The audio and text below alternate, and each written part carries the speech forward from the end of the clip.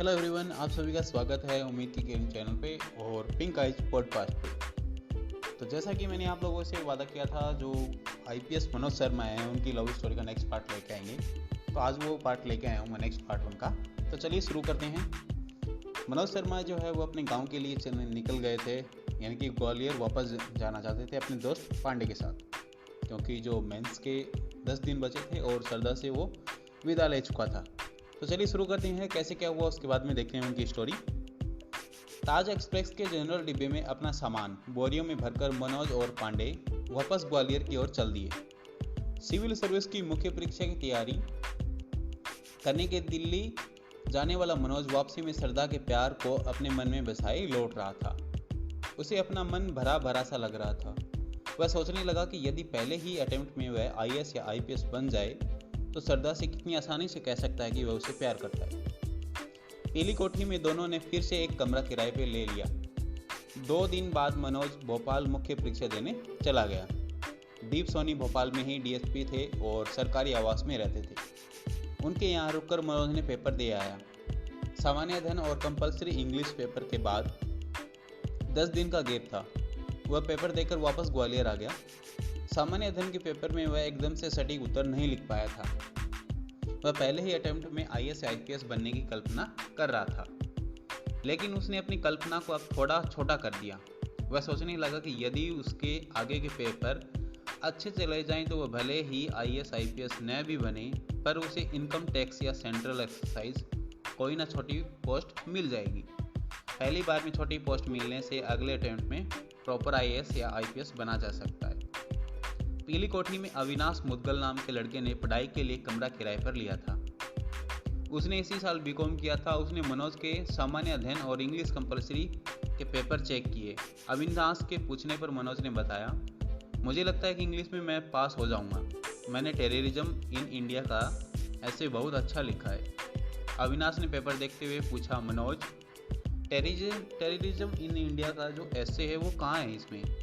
अविनाश भाई, आप ठीक से देखो, आप देख नहीं रहे हो अच्छी तरह से। पीछे के पेज पर देखो, तीसरे नंबर पर है, मनोज ने आत्मविश्वास से कहा। इस ऐसे में बहुत से विस्तार से टेररिज्म के बारे में लिखा था। टेररिज्म के कारण उसने इंडिया पर impact to how to solve this problem, difference between Kashmir and Punjab terrorism.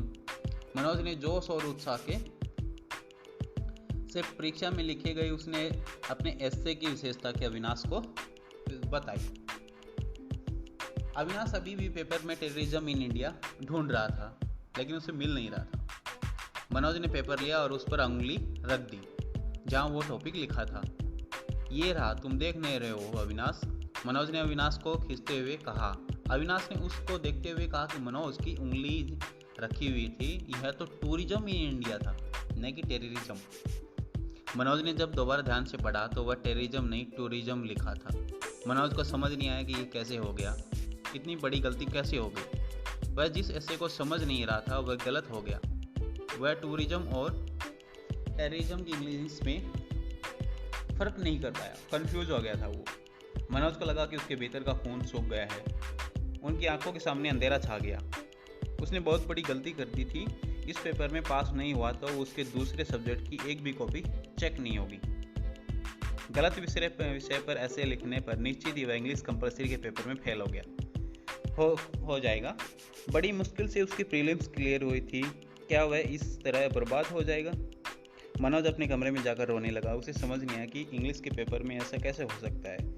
इस तरह से उसका जीवन बर्बाद हो जाएगा। ऐसे कि उसे उम्मीद नहीं थी कि ऐसा होगा। इसमें 100 में से उसे 0 नंबर मिलेंगे।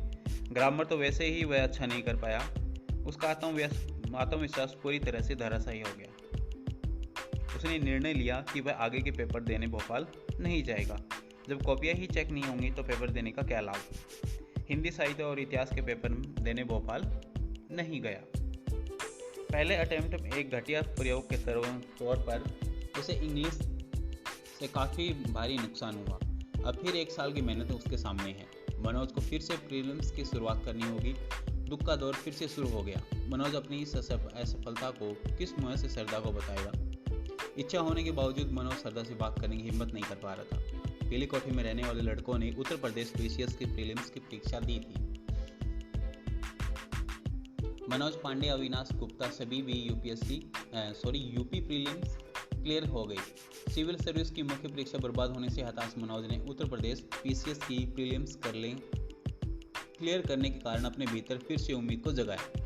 रेगिस्तान में तड़पते हुए आदमी को जैसे 2 बूंद पानी मिल गई हो। उसके सामने फिर से एक मुख्य परीक्षा देने का लक्ष्य था। भले ही वह मुख्य परीक्षा सिविल सर्विस की न होकर किसी स्टेट पीसीएस की हो।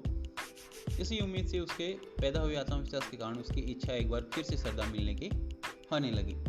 मनोज सरदा को बुला नहीं पा रहा था। वह रह रहकर उसकी याद मनोज को सता रही थी। उसे तय किया कि वह आज सरदा से जरूर बात करेगा। उसने सरदा के घर जाकर फ़ोन नंबर ढूंढा, पर बहुत कोशिश करने पर भी नंबर नहीं मिला। तो वह निराश होकर पलंग पर बैठ गया। मनोज को परेशान देख पांडे ने पूछा, क्या ढूंढ रहे हो मनोज? सिविल सर्विस की परीक्षा हो गई है तुम्हारी, यूपी की सर पर है, पढ़ लो, कहाँ भटक रहे हो तुम? मनोज ने सरदा में डूबा हुआ था। सरदा को फ़ोन नंबर ढूंढ रहा था, पर उसे वो फ़ोन नंबर मिल नहीं रहे थे। पांडे ने अपनी किताब बंद कर दी और वार्ताओं की मुद्रा में बैठ गया। तो कर लो बात, किसने रोका है? पर कहोगे क्या? हेलो सरदा, मैं फेल हो गया। 12th के बाद कंपलसरी इंग्लिश पेपर में मैं फेल हो गया। टूरिज्म की जगह टेररिज्म पर ऐसे लिखाया। करो ना करो, फ़ोन करो, मेरी भी बात कराना पांडे। पांडे ने सरदा को फ़ोन पे बात करने के लिए एक्टिंग करते हुए मनोज से कहा। यानी कि पांडे जो उसका दोस्त था उसका मज़े ले रहा था। यानी कि एक तो उसका प्रीलिम्स जो है इंग्लिश का पेपर ख़राब हुआ, ऊपर से उसे और ताने दे रहा था। यानी कि उसके अच्छी तरह से मज़े ले रहा था मनोज के। तभी कमरे में गुप्ता और अविनाश आ गए। पांडे ने कमरे में सबसे कम उम्र के पर दिमाग में सबसे तेज अविनाश मुदगल ने पूछा, आज की चर्चा का विषय क्या है? अविनाश पढ़ाई में गंभीर और दुनियादारी की झंझट से दूर रहने वाला एक लड़का था। उसे इस तरह की निरर्थक चर्चाओं में कोई रुचि नहीं थी। पढ़ लो सालों, 5-6 महीने बाद यूपी की मुख्य परीक्षा होनी है, तुम्हें अभी ही प्यार करना है, अविनाश ने छूटते ही गाली दी। लेकिन पांडे ने जब एक बार फिर अविनाश से प्यार पर अपने विचार व्यक्त करने का आग्रह किया, अविनाश ने जवाब देना शुरू किया। पहला बिंदु, प्यार एक जोक है जो विद्यार्थी से उसी समय चिपकती है जब उसे अपना सबसे ज़्यादा समय पढ़ाई में देना होता है। दूसरा, प्यार वह कुछ नहीं होता, यह महज अभावों का आकर्षण होता है। अभाव माने समझ रहे हैं ना पांडे, जो कि हमारे पास नहीं है तो उसका आकर्षण क्या है? मनोज को अविनाश की फिलोसफी पसंद नहीं आई। उसने विरोध किया, मेरे लिए प्यार आंतरिक शक्ति है जो मुझे पढ़ने के लिए प्रेरित करती है। गुप्ता को अविनाश के स्थान पर मनोज की बात बहुत पसंद आई। उसने कहा, वाह मनोज, क्या बात कही है तुमने, मेरे मुंह की बात छीन ली तुमने। अविनाश को क्या पता प्यार के बारे में, कभी प्यार किया ही नहीं उसने, प्यार के बारे में क्या जानेगा, ये निरक्षर है प्यार के बारे में। अविनाश को गुप्ता का मजाक पसंद नहीं आया। वह गंभीर हो गया और उसने उसी गंभीरता से कहा, पहले सेलेक्ट हो जाओ फिर प्यार कर लेना। अगर प्यार करोगे तो सिलेक्शन होना मुश्किल है, इसलिए सब छोड़कर केवल पढ़ाई करो। किताब सामने रखकर प्रेमिका के बारे में सोचने से सिलेक्शन नहीं होता है। कमरे में सन्नाटा खिंच गया।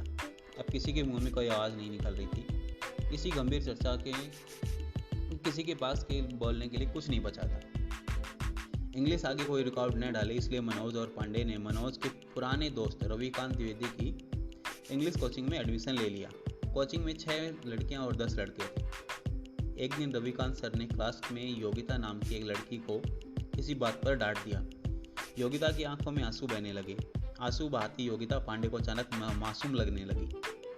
यानी कि पांडे को कुछ हुआ, यहाँ पे कुछ होने लगा था पांडे को। इनकी बड़ी आंखों में पांडे डूब गया। मनोज के प्यार के विरोधी पांडे को अचानक योगिता से प्यार हो गया। यानी कि पांडे को भी प्यार होने लगा था।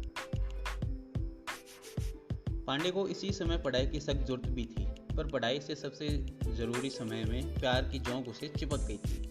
अविनाश द्वारा कही गई प्यार के विषय में पहली बात सिद्ध हो गई थी।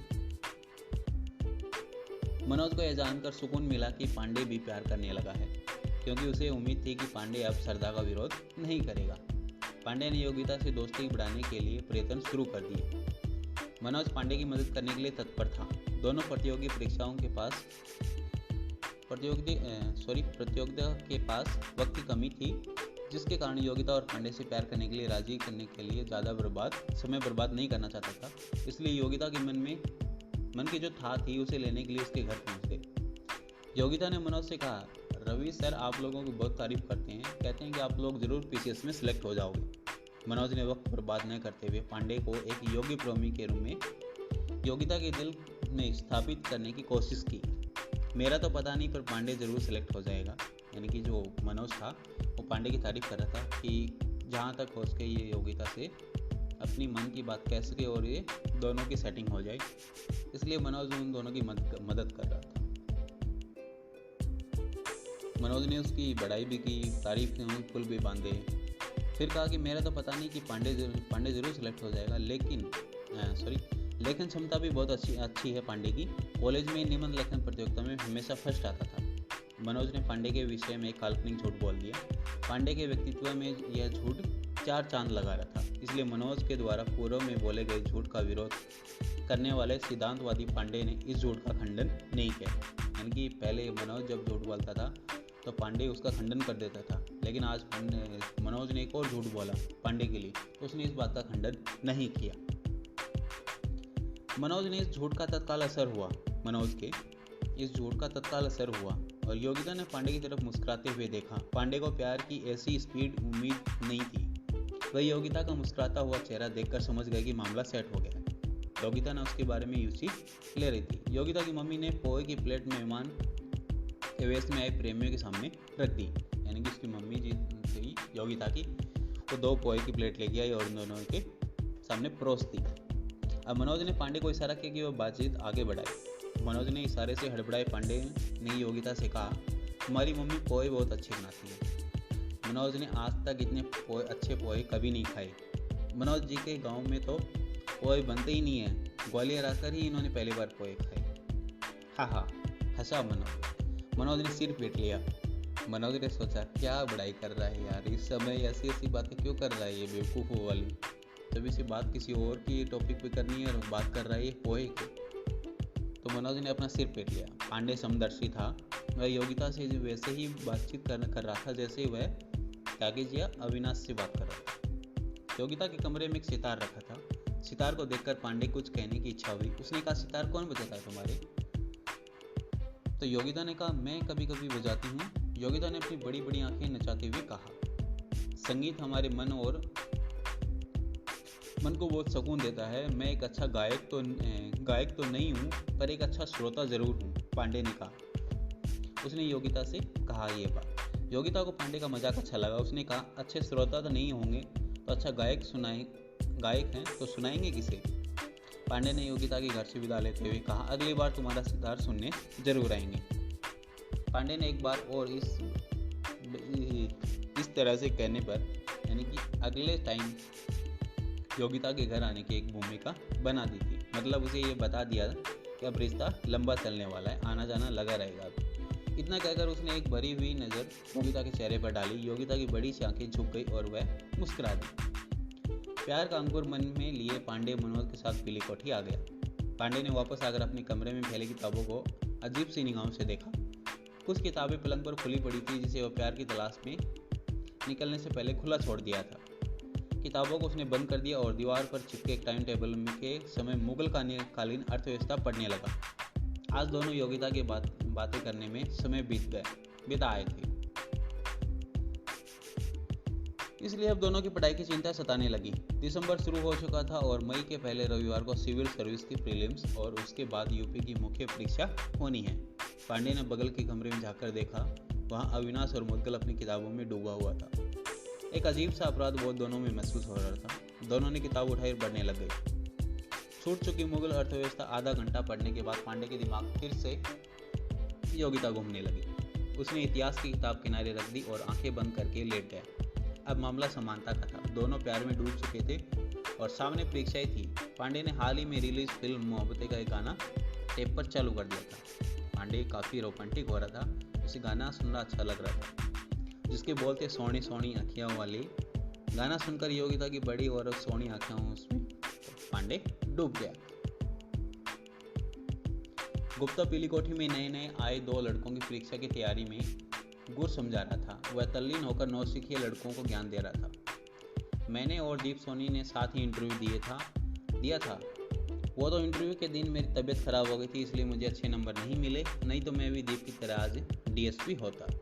गुप्ता ने उन लड़कों को आगे प्रेरित करते हुए कहा, तुम लोग मेरे द्वारा बताए गए तरीकों से पढ़ोगे तो तुम्हारा सिलेक्शन ज़रूर होगा।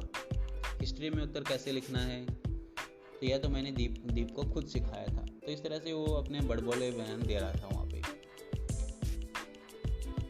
अब गुप्ता के वक्तव्य जो था, गुप्ता का और जो पांडे का और मनोज का काफ़ी इस पर लंबा डिस्कस होता रहा और फिर पीली कोठी में इस पे यानी कि टॉपिक्स पे काफ़ी चर्चा भी हुई।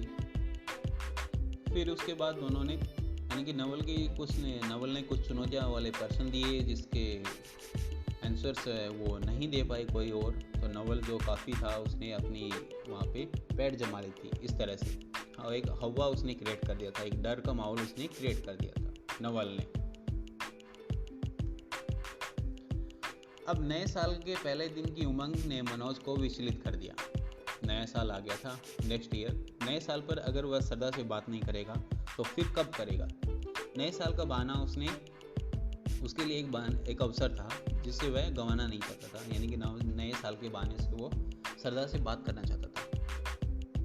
जब उसने पांडे को अपना दर्द बताया तो योगिता के प्यार में डूबे पांडे को उसका प्यार का दर्द सच्चा लगने लगा, यानी कि पांडे को अब उसकी सहानुभूति यानी कि जो उसका एक दर्द था वो उसका एहसास हुआ कि रियल में जो मनोज है काफ़ी तकलीफ़ में है और उसे सरदा से बात करनी चाहिए। तो वो मनोज की सहायता करने लगा। उसने काफ़ी देर तक कमरे में सरदा का फ़ोन नंबर ढूंढा पर नहीं मिला। योगिता के कारण दयालु हो चुके पांडे ने मनोज से कहता जा रहा था, मनोज परेशान मत हो, सरदा का नंबर मिल जाएगा। यानी कि अब देखो जो पांडे था पहले उससे जैसे ही उसके पीछे पड़ा रहता था कि जैसे तैसे इनका जो है दोनों का रिलेशन ख़त्म हो जाए, लेकिन अब वो वही पांडे उन दोनों को मिलाने के लिए काफ़ी कितना पॉजिटिव हो रहा था। वो बोल रहा था कि मनोज हो जाएगा, नंबर मिल जाएगा, बात हो जाएगी, तो परेशान मत हो इतना। 15 मिनट की मेहनत के बाद नंबर नहीं मिला तो उदार पांडे मनोज को का दुखी चेहरा अच्छा नहीं लग रहा था। उसके उर्वर दिमाग में एक तरकीब आई और मनोज को कहा, मनोज विकास सर की कोचिंग में ज़रूर सरदा का नंबर होगा तो वहाँ से उनका नंबर मिल जाएगा। पांडे की तरकीब सुनकर मनोज को थोड़ा सा हौसला मिला और उत्साहित हुआ। दोनों दृष्टि कोचिंग का नंबर लेकर एसटीडी पर चले गए। मनोज को दृष्टि कोचिंग की डायरेक्टर वर्मा मैडम से अच्छे से जानती थी। उसे लगा कि कोचिंग में सरदा का नंबर आसानी से मिल जाएगा। उसने दृष्टि कोचिंग में फ़ोन लगाया। एक महिला की आवाज़ आई, नमस्कार, दृष्टि कोचिंग से बोल रही हूँ, बताइए मैं आपकी क्या मदद कर सकती हूँ। मनोज ने आत्मविश्वास से कहा, नमस्कार मैडम, मैं मनोज ग्वालियर से बोल रहा हूँ। मैंने दृष्टि में कोचिंग की थी और मेरी मित्र सरदा भी दृष्टि में पढ़ती थी, तो उनका नंबर मिल सकता क्या? मैडम ने मनोज ने आत्मपरिचय से बिल्कुल प्रभावित नहीं हुई। मैडम ने उत्तर दिया, जी नहीं, हम किसी का फ़ोन नंबर नहीं दे सकते। मनोज को लगा कि मैडम ने हम उसे पहचाना नहीं। उसने मैडम को अपना परिचय दिया और याद दिलाया, आप वर्मा मैडम बोल रही है ना? मैं मनोज शर्मा बोल रहा हूँ ग्वालियर से। महिला ने रुके स्वर में मनोज को जवाब दिया, वर्मा मैडम आज कोचिंग नहीं आई है, मैं राखी बोल रही हूँ। सरदा का फ़ोन नंबर लेने की मनोज की जो आखिरी उम्मीद थी वो भी ख़त्म हो गई, लेकिन उसने हार नहीं मानी। मैडम आप समझ नहीं रहे, सरदा से बात करना बहुत ज़रूरी है। उसकी आईएएस का परीक्षा जो फॉर्म था वो रिजेक्ट हो गया है, उसके बारे में बात करनी। मनोज ने अपने पुराने पर अब तक भूले उपयोगी हथियार झूठ का उपयोग किया, पर आज उसका हथियार बेकार चलाया गया था। यानी कि जैसे तैसे वो झूठ बोलकर नंबर लेना चाहता था, लेकिन उसकी बात नहीं बन रही थी। उसकी बात पूरी होती उससे पहले ही दूसरी तरफ से फ़ोन काट दिया गया था। उसने गुस्से से फिर से फ़ोन लगाया और उसे विकास सर की बहुत तारीफ करते हैं, इसलिए इस बात सीधे विकास सर से बात करने को कहा। उसे पूरी उम्मीद थी कि विकास सर उसे निराश नहीं करेंगे। मनोज ने महिला से कहा, विकास सर से बात कराइए, मैं उनका स्टूडेंट बोल रहा हूँ और मैंने इस बार आईएएस मेंस एग्ज़ाम दिया है। उसे लगा कि मेंस का नाम सुनकर महिला उसे ज़रूर महत्व देगी और विकास सर से बात करा देगी, लेकिन अप्रभावित महिला ने यंत्रवत जवाब दिया, सर छुट्टी मनाने राजस्थान गए हैं। यह सुनकर मनोज की आखिरी उम्मीद भी जाती रही। बात वही आ गई जहाँ से चली थी, सारी मेहनत बेकार हो गई। सरदा का फ़ोन नंबर नहीं मिल रहा था। प्यार की तलाश में असफल हुए मनोज का दुखी चेहरा देखकर पांडे भी दुखी हो गए। मनोज को प्यार को मंजिल तक पहुंचाने की आतुर पांडे ने रास्ते में फिर एक नई सलाह दी, मनोज तुम्हारे पास कोई दूसरा रास्ता नहीं बचा है, तुम्हें अल्मोड़ा जाना होगा। यानी कि तुम्हें अल्मोड़ा जाना ही होगा और वहाँ से नंबर्स भी मिल जाएंगे और तुम्हें सरदा से बात करने को भी हो जाएगा, तो तुम ग्वालियर से अल्मोड़ा जाओ।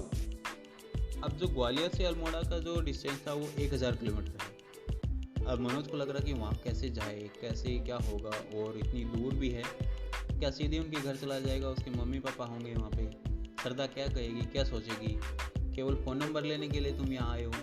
मनोज को कुछ समझ नहीं आ रहा था। मनोज ने पांडे से कहा, पांडे, अल्मोड़ा जाना आसान नहीं है, मैं कैसे जाऊँगा इतनी दूर। उसके मन में अल्मोड़ा में जाने का भय और घबराहट पैदा हो रही थी। यहाँ से दिल्ली तक ट्रेन और फिर दिल्ली से बस से सिंपल है। पांडे ने मनोज के जटिल समस्या का समाधान प्रस्तुत किया और उसे परिवहन चार्ट समझाया कि तुम्हें ऐसे ऐसे जाना है, यहाँ से दिल्ली जाओ, दिल्ली से फिर बस पकड़ो। मनोज को दुविधा में देखकर पांडे ने उसे फिर से समझाया, मनोज, प्यार में लोग क्या क्या नहीं करते, नदी नाले पहाड़ पर्वत सब लागना चाहते हैं।